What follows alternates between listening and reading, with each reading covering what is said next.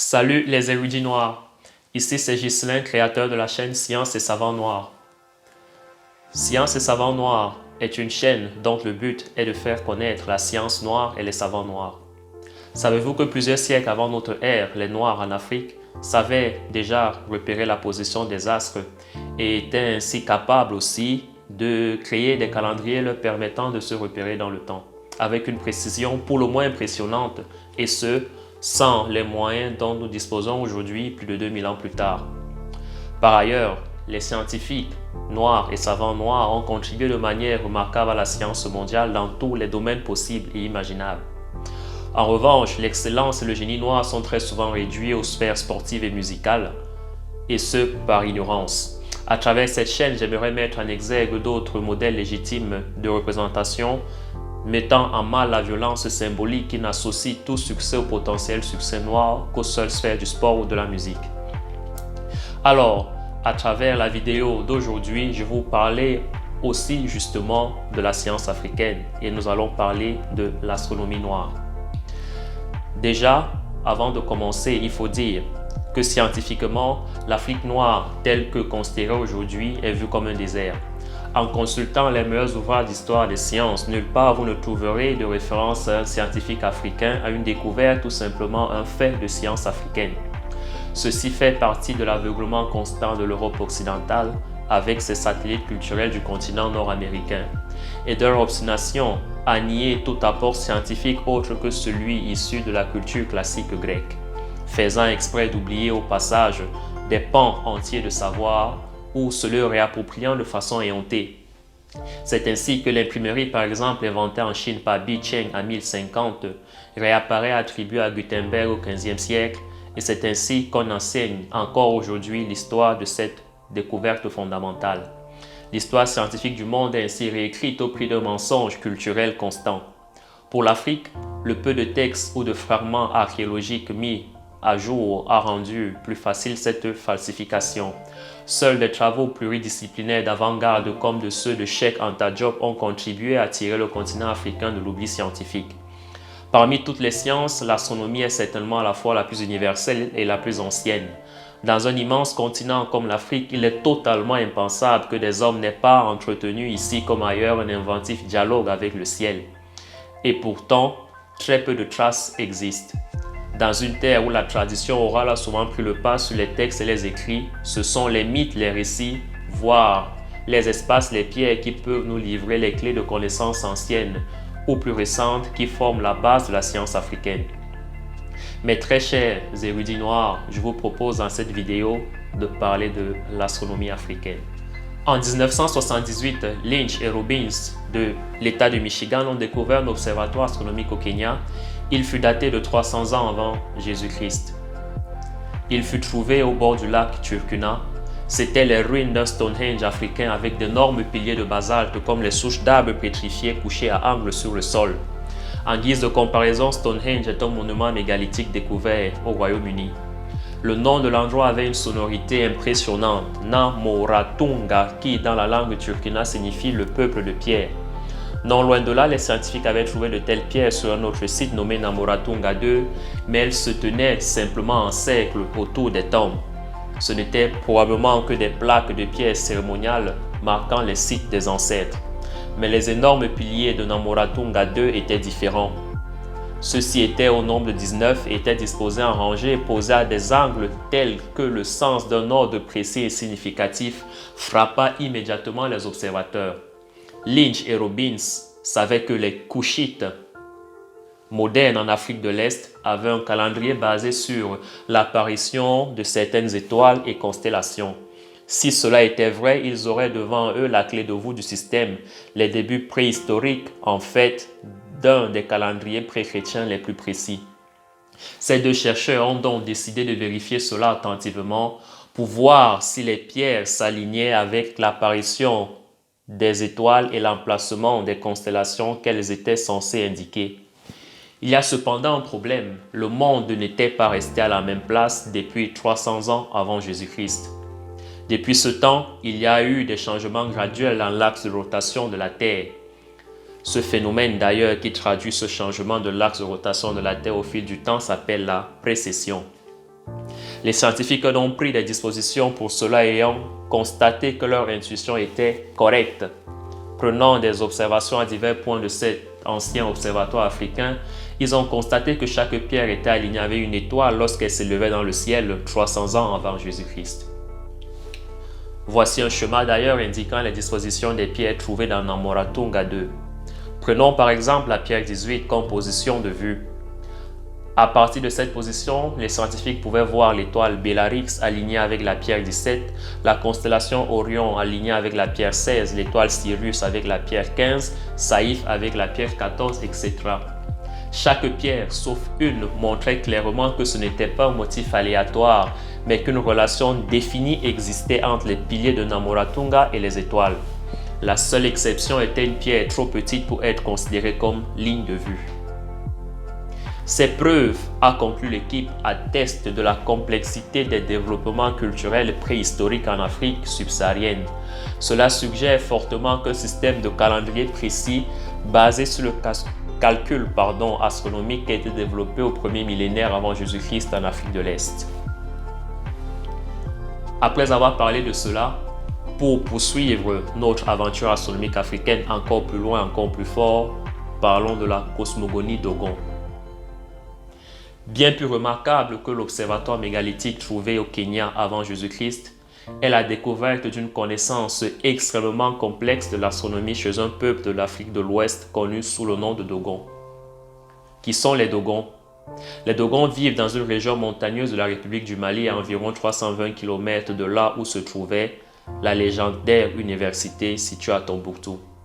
Les astronomes prêtres, comme nous allons les appeler, ceux de Dogon, avaient depuis des siècles, semble-t-il, une vision très moderne de notre système solaire et de l'univers. Les anneaux de Saturne, par exemple, les lunes de Jupiter, la structure inspirée de la Voie lactée dans laquelle notre planète réside. Ils savaient que la Lune était un monde stérile et aride. Ils ont d'ailleurs dit qu'il était sec et mort, comme du sang séché. Ils connaissaient aussi des choses bien en avance sur leur temps, des détails complexes sur une étoile que personne ne peut voir sauf avec le plus puissant des télescopes. Ils ne l'ont pas seulement vu, ils l'ont observé, compris sa masse et sa nature. Ils ont tracé son orbite presque jusqu'en l'an 2000. Et tout cela, il y a bien 700 ans. Ne trouvez-vous pas cela fameux? En 1986, Hunter Adams III, un scientifique du laboratoire national d'Argonne, dans un article intitulé « Observateur africain de l'univers, la question Sirius », a jeté la lumière sur la plus récente percée scientifique de ces Africains. Il résume non seulement le travail des anthropologues sur le Dogon, mais expose les préjugés grossiers des scientifiques eurocentriques qui tentent d'expliquer ce que les Dogons ont fait et qui n'accepteraient tout simplement pas qu'un Africain ait pu développer une science de l'espace si avancée, si poussée, qui, jusqu'au XXe siècle, ait pu échapper à l'observation européenne. Les Dogons ont été étudiés de très près sur une période de temps considérable par deux anthropologues français, Marcel Griol et Germaine Dieterlen. Par ailleurs, pour les plus curieux d'entre vous, je mettrai dans la description un lien menant vers une interview parue en 1952 et disponible sur France Culture, dans laquelle Marcel Griol raconte son expérience.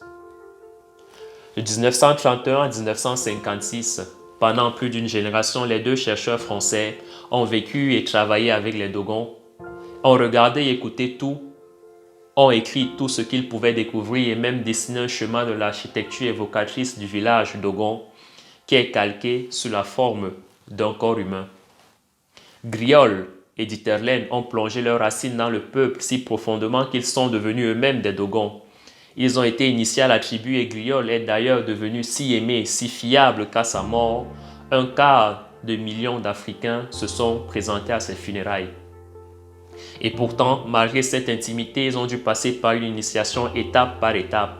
Le monde de la valeur nominale, le monde de côté, le monde de derrière, le monde clair, avant que les Dogons ne leur permettent d'entrer dans le sanctuaire intérieur de leur monde le plus secret. Marcel Griol dit notamment que leur éducation a duré plus longtemps que le passage d'un étudiant américain du lycée au doctorat. Ce n'est qu'à la 16e année, comme le dit Hunter Evelyn Adams dans son papier intitulé « African and African American Contributions to Science and Technology, que les Dogons convoquèrent une conférence pour révéler à ces Européens le premier niveau d'une échelle à 8 sur leur échelle de valeur de la connaissance. Cette étape était connue sous le nom de monde clair. Rendez-vous bien compte, 16 années pour se voir donner l'accès au premier niveau d'une échelle de connaissance qui en compte 8. Je me demande si ce sont toujours ces mêmes noirs, nous, que Jules Ferry traitait d'êtres inférieurs il y a quelques siècles. Il ne connaissait certainement pas les noirs. Parmi les révélations qui émergeaient à ce moment fut la connaissance intime et l'intérêt des Dogons pour une étoile particulière du système stellaire appelée Sirius. Sirius est en fait en astronomie ce qu'on appelle une étoile binaire, appelée aussi système stellaire binaire ou double physique. C'est un type de système composé de deux étoiles orbitant autour d'un centre de gravité commun. Le statut de Sirius en Égypte ancienne a été largement documenté, désigné sous le nom de Sept SPDT. Cette étoile est traditionnellement associée au début de l'année égyptienne. Cette étoile a d'ailleurs permis aux Égyptiens, sans doute de la plus haute antiquité à partir du XXe siècle, avant le début de l'ère moderne, d'obtenir une valeur très précise de la durée de l'année en réglant ainsi leur calendrier sur la sphère des étoiles plutôt que sur le Soleil ou sur la Lune. L'intérêt de Sirius pour les Dogons est confirmé par le fait que ces derniers avaient une cérémonie dédiée à Sirius tous les 60 ans lorsque les orbites de Jupiter et de Saturne convergeaient. Mais la chose la plus étrange à ce sujet est que, bien que Sirius A, l'étoile la plus grosse et la plus brillante du ciel, soit justement celle qu'on voit le plus, la cérémonie ne lui était pas dédiée, mais plutôt dédiée à son compagnon, la plus petite, appelée Sirius B. Si dense et impossible à voir à l'œil nu qu'il est vraiment impressionnant, voire très impressionnant, que quelconque science médiévale en soit consciente. Il s'est avéré que les Dogons n'étaient pas seulement conscients de cela, mais voyaient en fait cette petite étoile invisible à l'œil nu comme la base de ce système d'étoiles, tandis que la plus grande et la plus brillante que nous connaissions si bien, à savoir Sirius A, était simplement le point autour duquel cette petite étoile inhabituelle orbitait. Pour les Dogons, cette naine petite étoile est l'étoile la plus importante du ciel, c'est l'œuf du monde. Plusieurs faits troublants justement quant à cette découverte des Dogons frappent les esprits des scientifiques. La première chose troublante, les Dogons savaient que cette petite étoile, bien qu'invisible à l'œil nu, a une orbite elliptique autour de la plus grosse Sirius A et prend 50 ans pour se terminer, ce que la science moderne aujourd'hui confirme. Bon, apparemment, d'après cette même science moderne, ce serait Alvan Graham Clark qui aurait découvert cette étoile en 1862. Non, les Dogons en avaient bien conscience il y a plus de 500 ans. Deuxième fait troublant, les Dogons dessinèrent un diagramme montrant le cours de la trajectoire de cette petite étoile jusqu'en 1990. Les projections astronomiques aujourd'hui sont identiques à ces calculs de ce peuple noir. Troisième fait troublant, les Dogons disent que cette minuscule étoile est composée d'un métal plus brillant que le fer et que si tous les hommes de la Terre représentaient une seule force de levage, ils ne pourraient pas la bouger. Une fois de plus, les Dogons avaient vu juste. Afin de mettre les choses en perspective, il s'agit d'une étoile sur laquelle la gravité est 350 000 fois plus importante que sur la Terre. Un homme de 70 kg sur Terre pèserait l'équivalent de 24 500 tonnes sur Sirius B. Aucun homme ne serait ainsi capable de soulever la plus minuscule graine de poussière sur cette étoile. Et aujourd'hui encore, la science moderne confirme justement cette intuition, cette connaissance du peuple Dogon. En astronomie, ce type d'étoile que les Dogons caractérisaient justement est appelé naine. Une naine est si compacte que sa masse peut parfois être bien plus grande qu'une étoile qui apparaît bien plus grande visuellement. Mais les Dogons vont encore plus loin que cela dans leurs observations sur cette étoile au-delà de ce que nous savons maintenant. Ils disent qu'elle a une orbite d'1 an autour de son propre axe. Ils étaient tellement certains de cela qu'ils avaient d'ailleurs l'habitude d'organiser une célébration spéciale, pour cela appelée la célébration du Bado, pour honorer cette orbite. La science moderne n'a pas encore confirmé ou infirmé cette observation. Nous attendons. Pour que les Dogons fournissent de tels détails, quelque chose que seuls les observatoires les plus avancés peuvent détecter aujourd'hui, et le faire avant eux, a envoyé des ondes de choc dans le monde scientifique. Hunter Adams cite un certain nombre de réponses d'érudits qui révèlent le plus profond mépris des capacités scientifiques africaines qui dominent encore le monde. Kenneth Brecher, par exemple, du Massachusetts Institute of Technology, a déclaré sans ambiguïté dans un article « Les Dogons n'ont rien à savoir de tout cela ». Brecher suggère que peut-être un prêtre jésuite leur en a parlé. Un autre, Robert Temple, membre de la Royal Astronomical Society de Grande-Bretagne, dans un livre acclamé que je trouve personnellement très burlesque, intitulé The Saros Mystery, spécule que les êtres spatiaux du système stellaire doivent avoir apporté cette merveilleuse connaissance aux Africains. Humilié par les preuves des avancées scientifiques des Égyptiens et des Sumériens qu'il lie avec plus tard les Dogons, Temple affirme par arrogance la civilisation telle que nous la connaissons était en premier lieu une importation d'une autre étoile. Les cultures liées de l'Égypte et du Sumer dans la région méditerranéenne sont simplement sorties de nulle part. Nous savions qu'il y avait beaucoup de monde, mais nous n'avons trouvé aucune civilisation. Des preuves récentes fournies par des archéologues russes, des astronomes chinois, un satellite américain en orbite et un cinéaste français fournissent des explications plus rationnelles de cette percée africaine. Hunter Adams tient à souligner que toute l'approche de la science par les Dogons peut avoir été très différente de l'Occident, un mélange si subtil de l'empirique et de l'intuitif qui leur a permis d'arriver à cette connaissance de diverses manières, sans les instruments que nous pensons nécessaires. Il souligne également des aspects de cette connaissance astronomique qu'ils auraient pu acquérir par des observations aiguës et soutenues à l'œil nu. Par exemple, les anneaux de Saturne, les lunes de Jupiter et l'une des étoiles du système Sirius qu'ils montrent dans leurs dessins dans différents états d'émergence. Pour aussi imparfaite qu'elle ait été l'approche ethnologique de cette époque, l'état d'esprit des chercheurs Marcel Griaule et Germain Dieterle était pour la première fois débarrassé de tout point de vue colonialiste. Cette attitude nouvelle ne leur pas juste attiré de la bienveillance. Et devant la richesse des savoirs Dogons que révélaient leurs études, ils furent souvent sévèrement attaqués pour la rigueur de leurs travaux. Leur intégrité fut même parfois mise en cause lorsqu'ils furent accusés par certains d'avoir inventé leurs sources.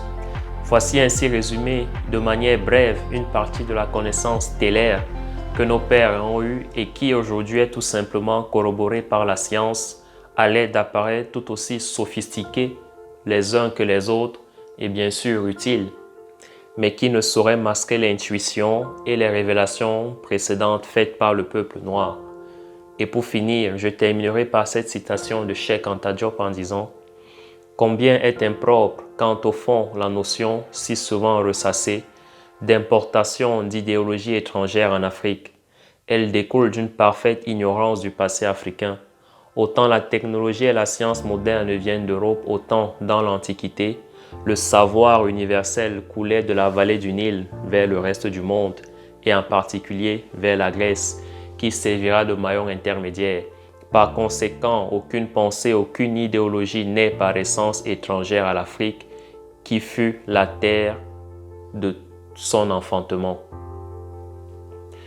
Alors, si tu as aimé cette vidéo, cher érudit, n'hésite surtout pas à la liker, à la partager et à mettre des commentaires quant à ce que tu penses et aussi probablement des suggestions quant au thème de prochaines vidéos que je pourrais ajuster en fonction de vos commentaires. Une fois de plus, je te dis merci cher érudit noir et n'hésite surtout pas à parler de la chaîne tout autour de toi. Merci et à bientôt dans quelques jours pour la prochaine vidéo. Ciao!